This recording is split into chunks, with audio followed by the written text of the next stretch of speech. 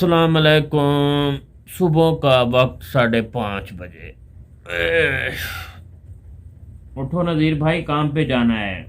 اچھا بھائی، اٹھ رہا ہوں۔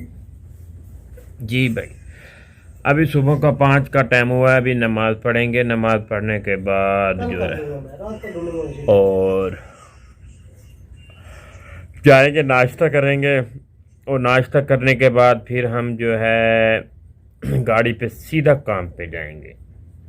کام پہ جاتے ہی ٹھیکیدار کا پسینہ چھوٹ جاتا ہے، جاتے ہی 5 بوریوں کا سیمنٹ کا مسالہ بنواتا ہے ہم سے، اور قسم سے دل تو ایسے کرتا ہے کہ ٹھیکیدار کو 2-3 کریک ٹھوک دو، لیکن کیا کریں، مجبور ہیں۔ 10 لاکھ کا ویزا لیا تھا، اور ادھر آنے کے بعد ابھی وہ پیسے بھی ہمارے نہیں اتر رہے۔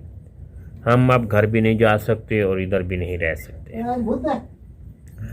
اور دن ایسے گزرتے ہیں جیسے پاکستان میں جیب سے روپے گزرتے ہیں۔ دن ایسے گزرتے ہیں جیسے پاکستان میں جیب سے پیسے گزر جاتے ہیں، پتہ ہی نہیں لگتا۔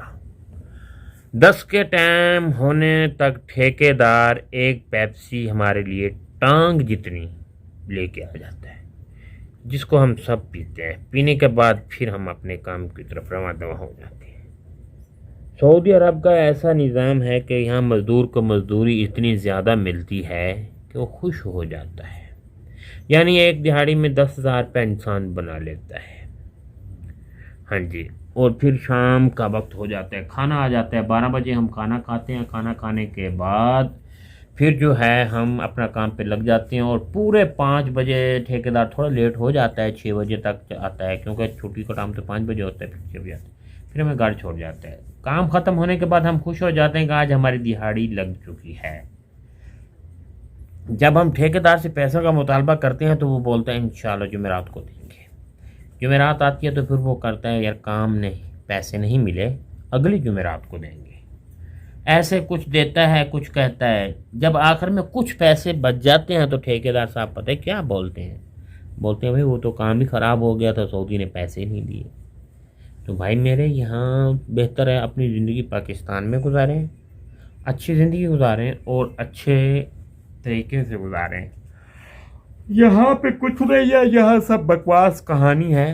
آپ جتنا بھی ادھر کام کرو گے پیسے کا پتہ نہیں لگے گا۔ ہاں، آپ آئیں، اللہ کا گھر دیکھیں، زیارت کریں اور اپنے فرائض ادا کریں اور چلے جائیں۔